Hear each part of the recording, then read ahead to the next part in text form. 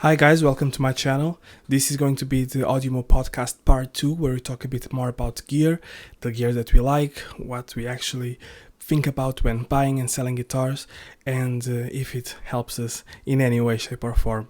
So just a quick update, because we talked on Monday, now it's Sunday. I have since sold the White Stripe that I was saying that no one wanted to buy it.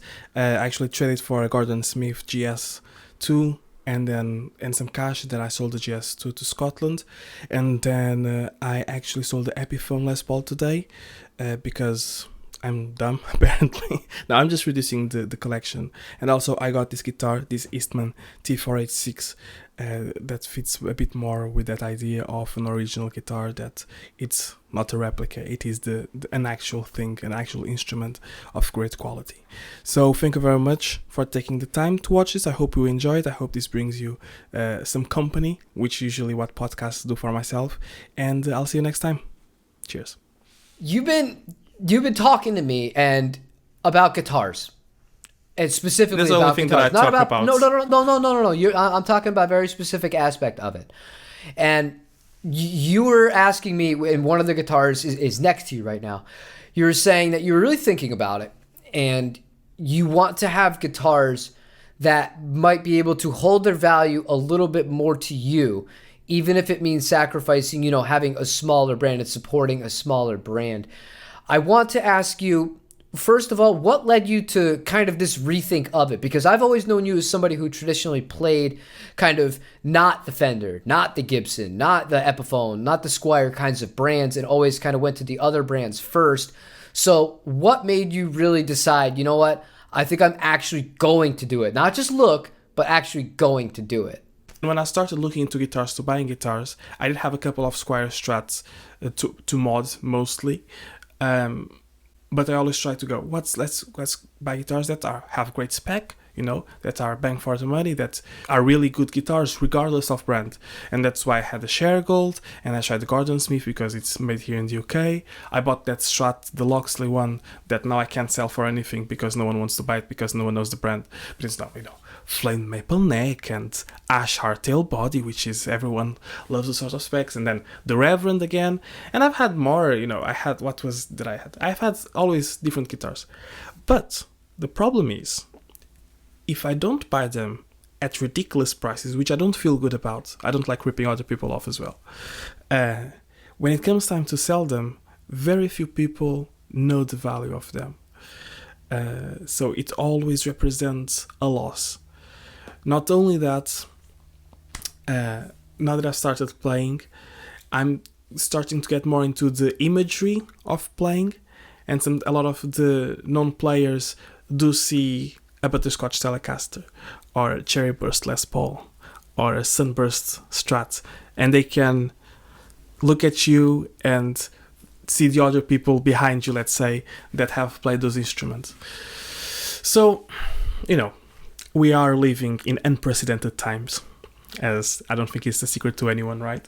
And I thought, if I want to keep the guitars that, not the number of guitars even, but if I want to keep the variety of guitars I have, let's at least focus them into having, if not main brands like Fender USA and Gibson USA, let's have at least brands that people are able to buy them straight away. Even if it means, instead of having a Reverend Trickshot, which is a great guitar, I have a Squier Classic Vibe, because if I buy it for 250 quid, I'll be able to sell it at least for 200 quid any day of the week. Or if instead of having the custom-made Strat, I'll have a Fender Mexican Standard, because then again, when it comes to sell, it's something that supposedly will sell easily. Although I have seen a lot of ads with really good prices of Fenders and Gibsons that are not moving, because at the moment it seems like it's a really bad time to be selling. So this is what made me start the move, and that's why I sold my Share Gold and got this Epiphany, which the prices around here for Epiphanies, even used ones, the old headstock, because this is the new headstock, start from 300 quid, 320, 350, 400 quid. Even the tribute places and everything sometimes reach 500.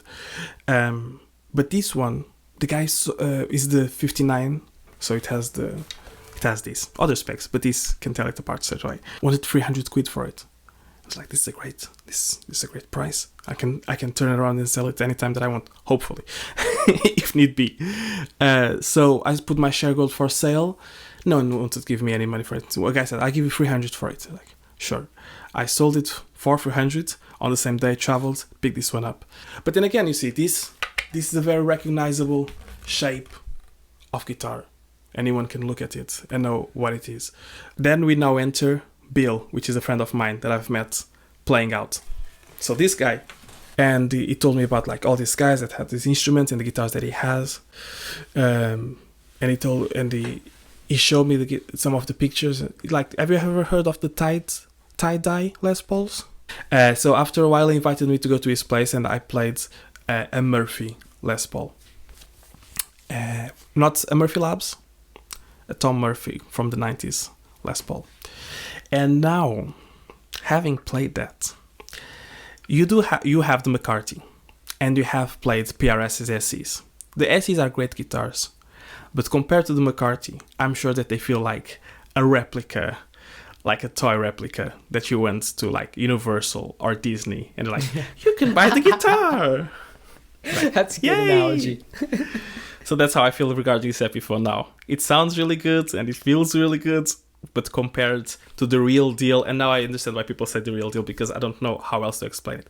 Compared to the real deal, it is a replica. You know, it works and it does the job of a gigging musician, and it's in a sense it's better to use this guitar to play out than to take a 5,000, 6,000, whatever they are now, guitar to play at the pub for free on an open mic night. You know, that would be insane. But I can never go back now. It's a tough one. It's a tough one to open up into that world, man. And the thing that makes it really tough, especially because I do YouTube, it's one thing to talk to your friends. Like, if we were just, having a conversation, you were sitting in the room, we were talking about this kind of stuff, to just try and be like, yeah, it feels like a toy. There's nothing wrong with it, but this feels like a toy compared to something else. It's like, when you say that on the internet, though, people get, because there's no way to say it without sounding like you're arrogant or without sounding like a gear snob. There's no way to do it. If there is, I haven't learned how to do it yet. But realistically here, I've played so many guitars of like different price levels. And especially when you stay in the same family of products, it becomes very obvious which one. You sit for 30 seconds, I can tell you basically where the guitar is made. If it's a Fender, I could tell you, like, just right away. I'm just used to playing these guitars, and there's nothing wrong, like you said, with like your Epiphone. That's a great guitar. That's a great guitar. Is it the same as a Murphy? No. Is it the same as even one of the good Norlands with that had the Tim Shaw pickups, like one of those 80s Les Paul standards that I had in, like the 87? Is it ever going to touch any of those? No, it's not going to touch any of those. But it's reflective in the price. People often say, well, why would I spend $3,000 or $4,000 or pounds on a guitar if I can get something that looks like it, that plays pretty well, for a fourth or even less of that price? Yeah, you're right. You're right. Because you're not talking about, like, if you went from the Epiphone and then went immediately to the Murphy back to back. Yeah, one feels a little bit better. Well, depending on the fretwork on yours. And one's going to sound definitely better. But is it worth 3 to 4 times as much money if you were to keep it? That's where things get interesting. I think one thing that needs to be, acknowledged kind of is there are price points for a reason. And for the most part with these brands, the quality will increase as the price goes, although not always on a consistent basis. In theory, that's how it's supposed to work. It's tough. I think the best example is the one that you started out with me, and that is the Paul Reed Smiths, because all of those are made great. I've never played a dead one of those. I've never played one that had any issues, period. And that's from the entry level, cheapest possible SE all the way up to the core. All of them. They're all made really well for what they are. But the difference, man, there's no way to do it. You could put all the core hardware and all the core pickups into an SE. It's never getting there. It's just not getting there. It's so strange because, like you say, the difference isn't massive. The neck shape isn't that different. The sound isn't that different. It's not like a bullet. If you pick a Squire bullet off a shop that's been left there for years, just drying and being horrible, and then you pick a custom shop. That's not the difference that we're talking about. And like you were saying before, playing through a crappy sound system, or like playing through a Boss Katana, or playing through a Helix, or even if it is like a tube amp but it's a cheaper one like mine, like a Blackstar, can you really tell the full potential? Or even, and I even discussed this with Bill, a lot of people go through the route of trying different pickups because the sound this and the sound that, and we ask them, but so do you play live regular? Is there a need? No, just when I'm in my bedroom. It's like, oh, so you don't really even hear the pickups properly because a lot of these things need volume to show their true selves. So, there are rabbit holes to go into, but it definitely, one felt like an instrument and the other one didn't, which is stupid because I know that this guitar, this Epiphone, which new is not 300 quid, is, I don't know in dollars how much they're selling there now. $6.99, something like that. Here is $7.49 for the. I'm good at guessing. Yeah. But I think they came out at $8.99. At least Cooper from Alamo Music was testing it out. So almost $1,000, almost $1,000. So it's really good. It comes with the case and the Gibson burst buckers, and like the taper on the knobs is really good on the volume and the tone. Sometimes some knobs when they're not full they pick up noise, which some guitars do. This doesn't. Really, really good. And I've changed the strings, all quality stuff. But it's just not. The way that I explained it to my wife was, people that do cosplay and have like really cool outfits that took them hours and hours to create, and you look at it, it's like better than in movies. And then you can go to your local Walmart or Tesco, you can buy a kid's outfit and put on your kids of Buzz Lightyear. It's like a t-shirt and pants. Exactly. It is Buzz Lightyear, but it isn't. Kind of. Kind of. If you look at it like in a glance for your peripheral vision, it kind of is. There's like, it was just yes. So I don't know.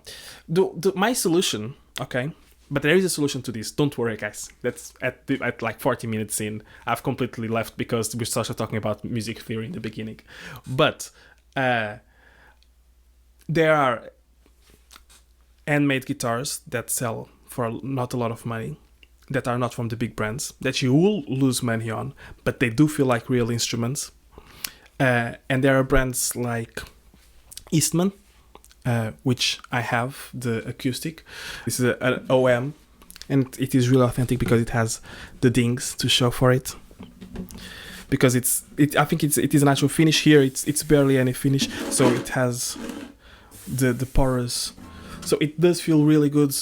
And it was less than 500 quid here. And it is a real instrument because ebony, mahogany, Sitka, all solid woods, great. And I did buy an Eastman T486, which I shared with you, because after that experience, I started craving for one, and it showed up at a really good price, at the same price of the T386, so the lower model without the Seymour Duncans. And I caved in, even though I don't need. So now I'm thinking about selling guitars to make up the cost of that one, but that's neither here nor there. That's financial decisions and emotional decisions that need to be separated.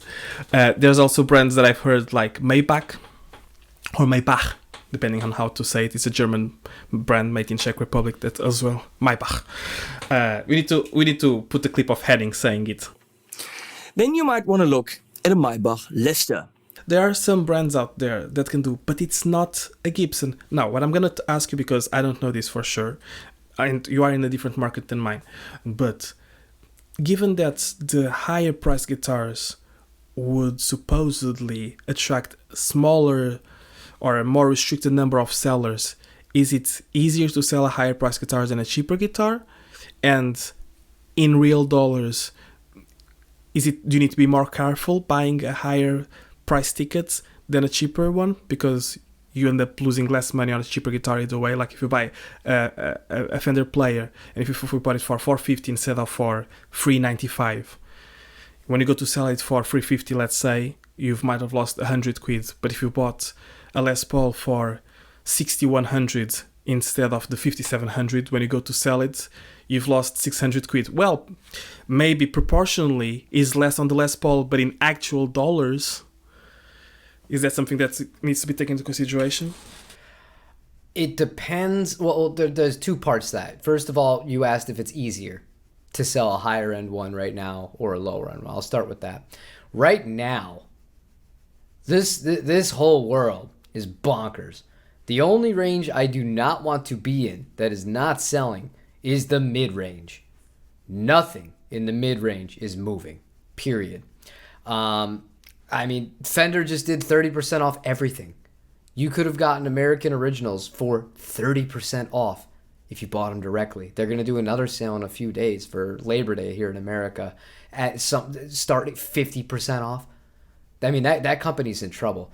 I don't like those guitars as buying and selling right now. I will say, in my experience, the high-end stuff, especially things that are out of production, that stuff has no problem moving and at good prices. As far as if you're the seller, you're gonna do pretty well with that.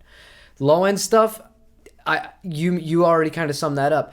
Even if you don't get exactly your money back, what you're losing, if you actually got usage out of it for a little while and, whatever, you're going to lose $50, $75 unless you're shipping it. If you're selling that stuff, and I don't recommend that to anybody in general. If you're going to sell a guitar that's under $500, do your best and wait it out. Sell it locally to somebody and just take the cash in your hand.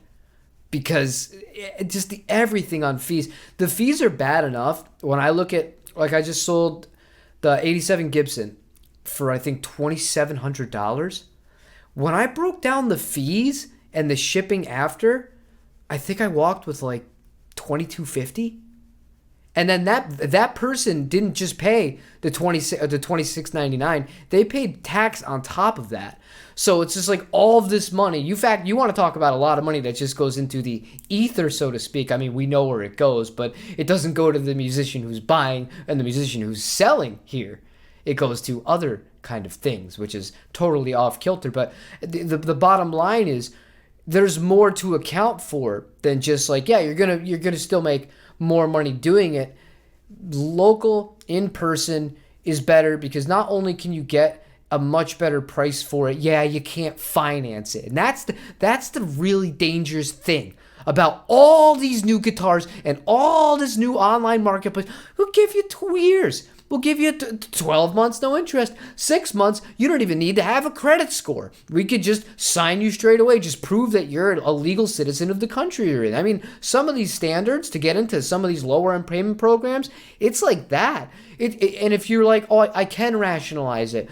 Maybe you even wanted something like a American professional Telecaster.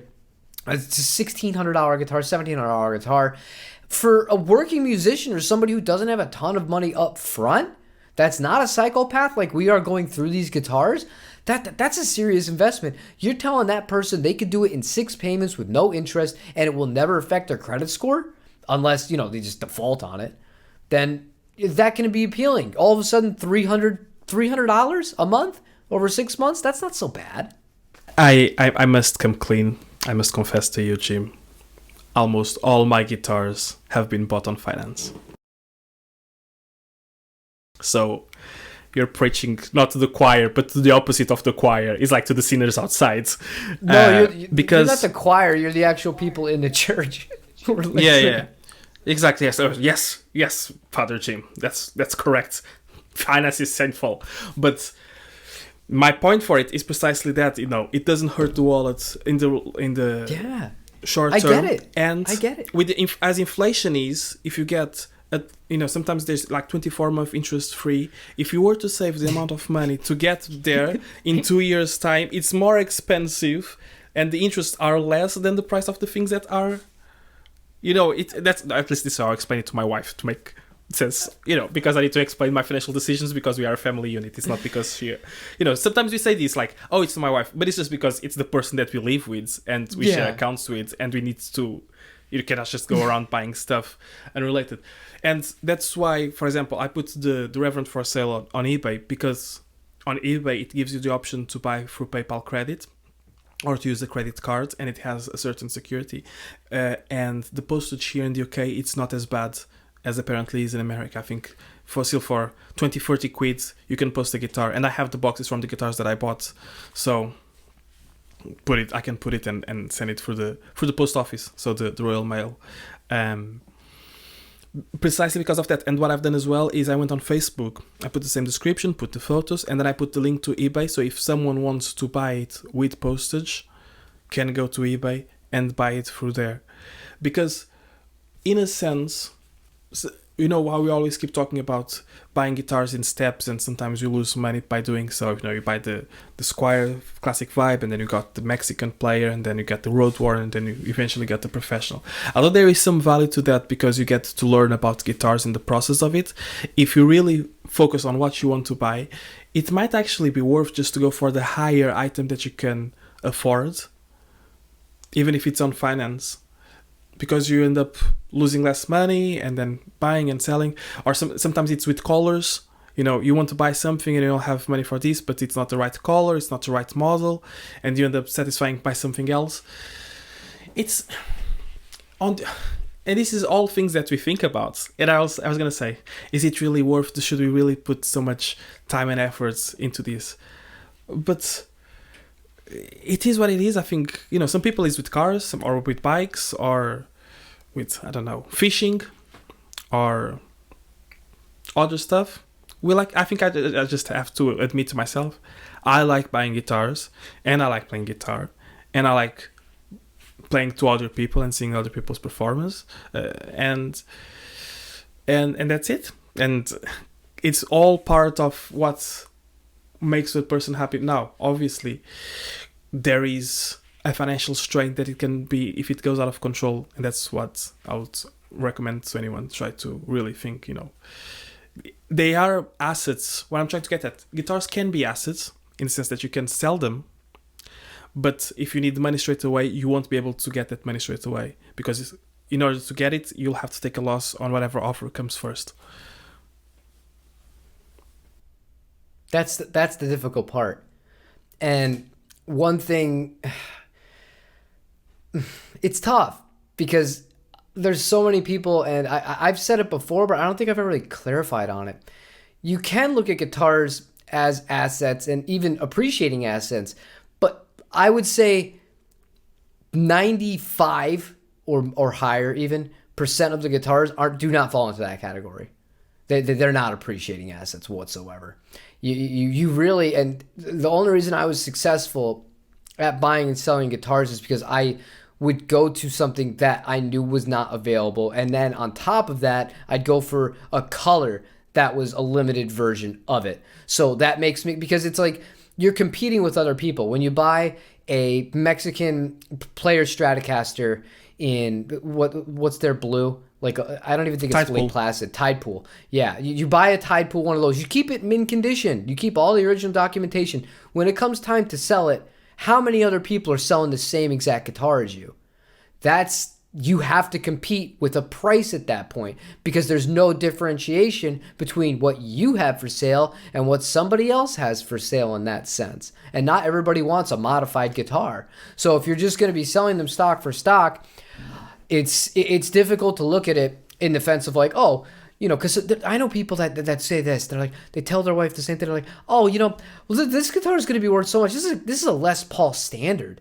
This is like as good as Gibson makes. It's going to be worth so much money. I mean, no. It's not going to work like that, because how many of these just regular original 50s, original 60s have been made? And how many, did you get a special run of it? Did you do, is there something different about it? Because there's always going to be these models for sale. So yeah, it's tough. And even if you do get a special run or a unique model, like that tie-dye Les Paul that I was telling you about, it needs sometimes to find a buyer that is willing to buy it, that really wants it. And like we saw with Stranger Things, sometimes it's an event in pop culture that spikes the interest of multiple buyers to go search for that. Because otherwise, if there is no demand for a specific guitar, sometimes having a specific guitar can be even more harmful than having a common off the production line sort of thing. Like I've been following, I was really looking at Les Pauls, okay? before buying this, because again I do buy with finance a lot of times. I was checking the finance to see the 24, the 36, and the 48, and the 60 month. Sometimes some of them offer the interest rates that it shows, and then I didn't have a spreadsheet, but I had a spreadsheet in my head of the end value of each of the different shops and each of the different models. Because, for example, GAC that Ian went to the other day did have a Les Paul Gold Top 50s for $19.99. And then they usually are $21.99. So even if you bought it on finance with interest over 48 months, at the end of the period, we're going to we're going to be the same price. Okay. But then, for example, I thought maybe Maybach, because they do their guitars come with relicking, so it's basically a custom shop grade guitar. It's not just a production, but they also similar price. But there was only one for sale in the shop available in the UK and one on eBay. And you might think, well, if there's only one, everyone's gonna want to buy it. But it's been there for months, forever. And even I've seen Gibson Les Pauls on Guitar, which is a very big site. Has a few different shops, and they had the Les Paul Unburst, which is quite rare because they tend to sell quite quickly. It's not rare because it is in production, but you don't see many of them for sale. And it was for $18.99, I believe. And it didn't sell straight away. It was there for a few days. Now there are some guitars that I'm starting to pick up that I see and straight away disappear, like if it's a Fender MIJ in a cool color. Oh yeah, gone. No chance. It's the crazies. It's you fueling the crazies. Oh, I think it's a lot more than me. Unfortunately, a lot of people have picked up on that, and I think part of the reason people picked up on that too is because of how expensive the Mexican stuff has gotten. So it's like, well, wait a second.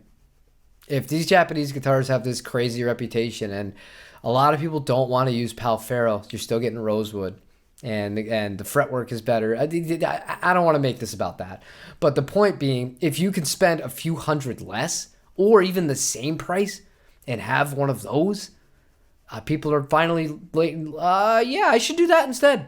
I should do that, because then I'm not selling a Tide Pool player Strat when I'm ready to sell it and waiting who knows how long or taking how much of a loss. I could sell it almost within a day or two if I price it right. However, something sometimes happens. Do you remember I showing you a Jazzmaster 60s hybrid made in Japan in indigo blue, I think, for $850? Now it's $820, still hasn't sold. It's been, 9 months now? It's not going to. Because indigo is not a traditional color for a Jazzmaster. I've found with Jaguars, Jazzmasters, and Mustangs, when you buy one of those in a color that was not created when the originals were made, unless it is a very close shade to it and has some of that vintage feel to it, you're never. There's like no interest in it. And that's part of the reason, even with the gunmetal blue Jazzmaster, perfect example. I just had that guitar in. That sold for substantially less than I thought it was going to sell for. And I was kind of lowballing it. Like I'm like, yeah, I mean, I broke even. But at the end of the day here, like, my goal is not to break even as far as the business end of it goes. But I mean, I kind of knew going in, I'm like, this is not a traditional color. It's cool. I like it. But I know I'm not sitting on a gold mine. If this was Sherwood Green or Charcoal Frost, I'd be in the money. But because it's not one of those colors, and it is the indigo especially, I had that indigo Telecaster 50s Hybrid 1 for a while. Nobody wanted it. That was one of the best playing Japanese teles I've ever had. Nobody wanted it because of the color.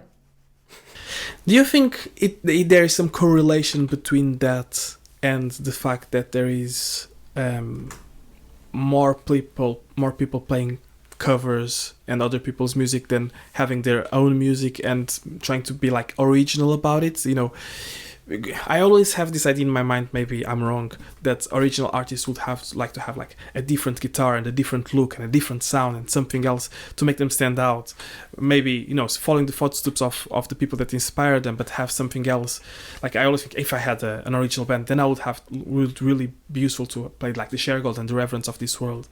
But if I'm playing covers, obviously an Epiphany or a Squire will do the job to a certain degree. And the fact that a big portion of the market is indeed, hobbyists and people like myself that maybe sometimes play out, but most of the time they're playing by themselves and wanting to replicate other people's work, that we tend to look for things that have already been seen, and whenever new stuff that should be the more interesting and the more desirable and more unique comes along, it tends to not move.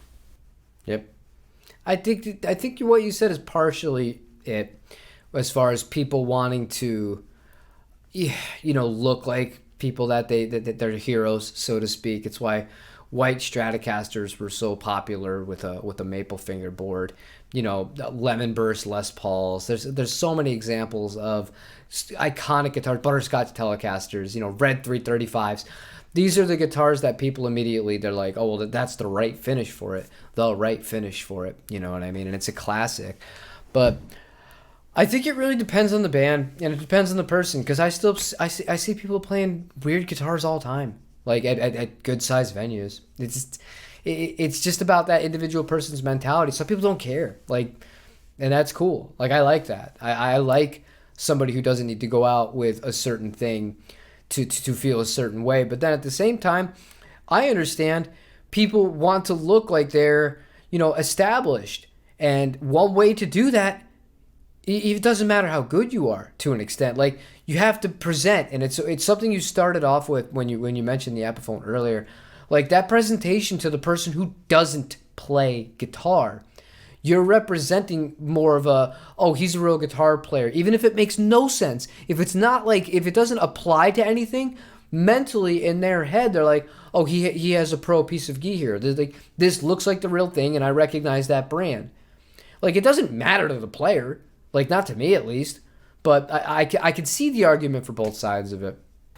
I even considered, would having a Fender or a Gibson when you walk into a place to play, people will recognize it, and it's like, oh, this person is serious. He's a serious musician because he has a serious piece of equipment. I don't know. Can I just talk? Oh yeah, no, go ahead. Let me just tell you about my charity gig, because it was interesting. So I took two guitars. All right, I felt very professional about the whole thing, because I took two guitars, a guitar stand, a mic stand, a stand to put my laptop in to see the lyrics and the chords, which is very professional, I know. But and I took my Roland Cube Street, because the people there didn't have a speaker. Well, they did have a speaker, but it was like the emulation of a train station speaker, because it sounded like this and with an echo, and you could barely tell what they were saying. So it was really tragic.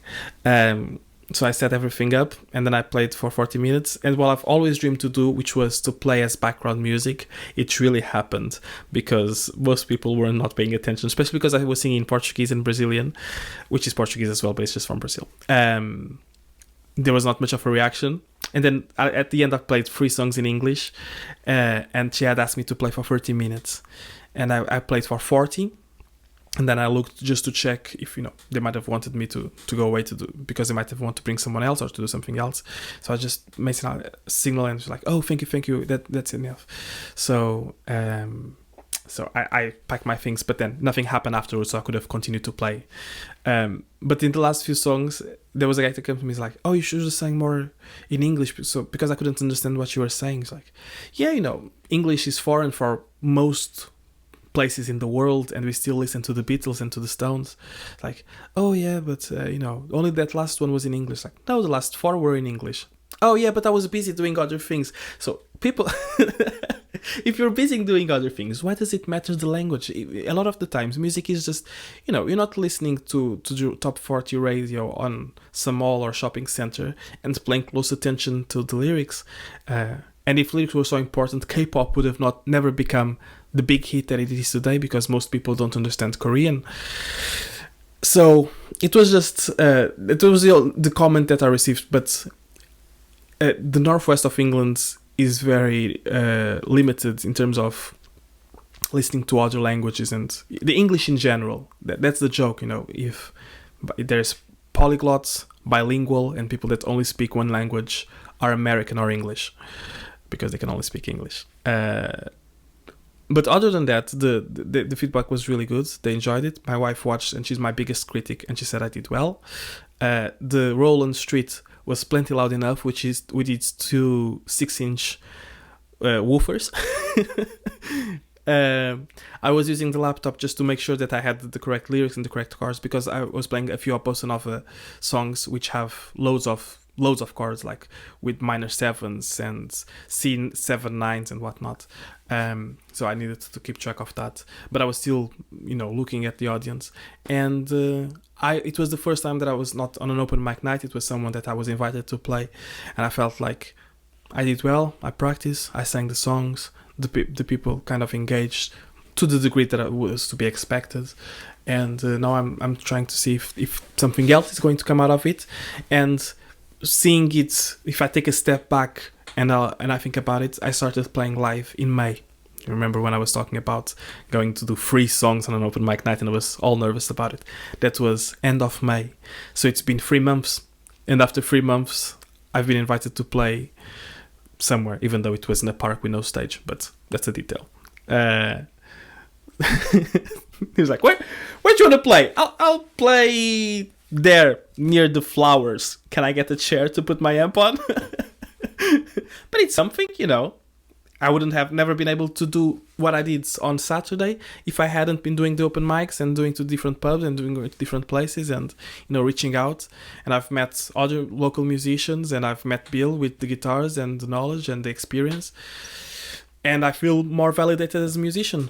So if nothing else, I'd continue to recommend it, even though it has sent me through the path of maybe I really need to get good at this. But it's self-improvement. It continues to improve and improve. And if you use a microscope to look at it, it looks like you have done no progress. But from a distance, it does add up, and it does show some progress. It's important to note that you are making progress, even when it feels like you're not. Because some people measure progress in, I can play this song and I wasn't able to play it before. Or I can do this technique, or I can play this solo, whatever it is. And yeah, that's progress too, but there's other ways of progressing as a musician. And what you described is a perfect one of it. Nobody starts off being offered to go and play like legitimate venues for decent paying gigs with an audience that's actually going to show up and is there for just watching music. That is not how this works. So when you can start somewhere really basic, really kind of humble, and keep practicing and keep playing and keep going back, because the more you put yourself out there when you're playing, the more people are going to be susceptible to be like, oh, he does take this seriously. Let's ask him if he wants to play here. And the same thing that happened with you. It's just all building blocks, but recognizing it is important, because you have to give yourself credit for it, because you weren't doing that. A lot of people don't do that. A lot of people never do that. They will acclimate more gears or accumulate more gear than I will have ever had in my life. They will never go out to play. That's fine. But it should be, given credit to the people that, regardless of anything, do go out. They are doers. They are going out and doing things and trying something and, improving in one way or another as a musician. And I think that's great. Now, the next step would be to get to our 3 guys together and play. But time. The more I think about it, the more I tried a couple of times, like time and direction and agreeing on stuff sounds more and more complicated. So maybe I'll ask Dave, how does he do it? He seems to be losing his plot a little bit sometimes. He's like, I was gonna say, don't ask Dave. Dave's not the person you want to ask on this topic. Dave has no patience for anything. Dave's like, you got to show up to every practice and know everything perfectly, and you have to nail it perfectly. Otherwise, it is a waste, and you're getting kicked out of the band. No, it's not. It's not that serious, but he takes it pretty seriously and to that extent. But it's hard. The hardest thing is always the drummer. But this is a conversation that I could go into for decades. I did think, because just to, if you're about to end, just to clarify with people, is I used to think that's how bands worked. Of you practice and then you rehearse, and rehearsing is your stuff and you get it out. But it doesn't work like that. At least from what I've seen, it never works like that. It takes time. and even making YouTube videos, a lot of us, like you yourself, you've said as well that you have short spans of time to sit down, play, record, script whatever, or talk about the item that we're talking about, or the subject, while a lot of bigger YouTubers or TV productions or movies or whatever take hundreds of hours, and then they take the best bits. And with music is the same thing, and that's why record deals used to be such a big important bit, because you'd have musicians working, and eventually stuff would come out. Even watching the Beatles documentary that everyone talked about and everyone made a video about. No, Get Back. Yeah. Get Back, exactly. You saw that a lot of the time that they were there, they were just hanging and like throwing ideas back and forth. And by this time, they were already been playing for 5 or 6 years. So it wasn't a new band, but there was still that bit of oiling up, development that needed to happen in order to get things done. And, with kids, day jobs, other responsibilities, it's really hard to just say, I'm going to have 20 hours a week that I'm going to spend with 3 other guys closed in some room trying to manage a band that then it will do a gig for 50 quid. So you end up being paid, I don't know, £2 an hour for all the work that you put in. But it's more for the fun. Not everything needs to translate into financial gain. But if it is just for the fun, and if you can, I think guitar or even, just perform. If you can perform, just play to other people and have fun with it. In the end, that's the most important. Have fun with playing, have fun with experienced guitars, and have fun spending money that you can spend. I was with you until to have fun spending money you can't afford to spend. I don't recommend that you can spend. That you can spend. Say, I'll just have fun spend money. What? No. We don't need to spend money. Spend money on the bare minimums. Have fun on acquiring debt. It's always great fun. Just buy one really, really, really, really good Telecaster, and you'll look at the rest of these guitars and you'll be like, what's the point? Because 99% of the time, when I'm not doing YouTube and I'm just playing guitar for myself, I don't even think twice. I play the Telecaster. That's just... So the trick for YouTube is get one that you really like, for in your case a Telecaster, and then just have Harley Bentons, Earths, and Fireflies to have loads of content. No, I want nothing to do with that. I only have one Harley Benton. I have the Telecaster with the roasted maple neck on it. The rest are Fenders. I thought you had sold Fenders, this as well. Yeah, no. That's all I have right now. And the one PRS. That's all I have right now as I look at it. All I have. Like 6 guitars. Only 6 guitars. Only 6 guitars. I know. Don't need them. I really don't. They're fun to have. Don't get me wrong. The toys are great, but it's really not. I think closing this out, the most important thing for me, and something I'm gonna go into long form about this, because the last episode is about the Telecaster when I do my pitch, because I unequivocally think that is the greatest guitar of all time. But that's neither here nor there. I'm gonna focus on like the amp and the one guitar, like having the amp that's just like, okay, this is exactly what I want. This sounds exactly what I want. I have nothing to worry about. I don't need to have 18 pedals in front of this amp. And then the one guitar that works with that amp that you feel comfortable.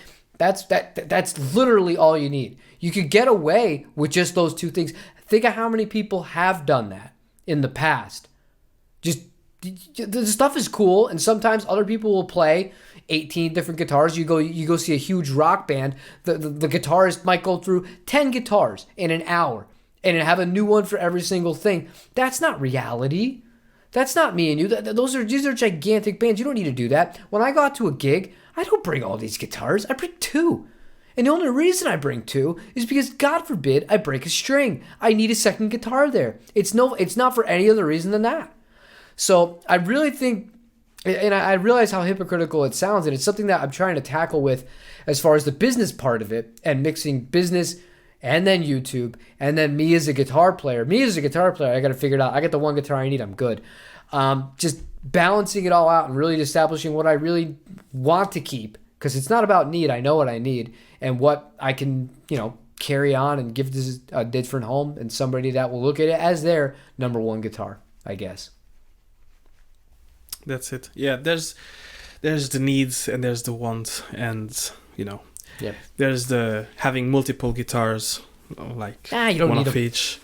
It doesn't even need to be a Telecaster. You'd be smart if it was a Telecaster, but it could be a Les Paul, for example. I know. It could be a Les Paul. Absolutely. It could be a Les Paul. It could be a Strat. It could be a Jaguar. It could be a knockoff 335. It doesn't matter. If it's a guitar that you really like, who cares? The issue that a lot of people have, most people will have, is really financial.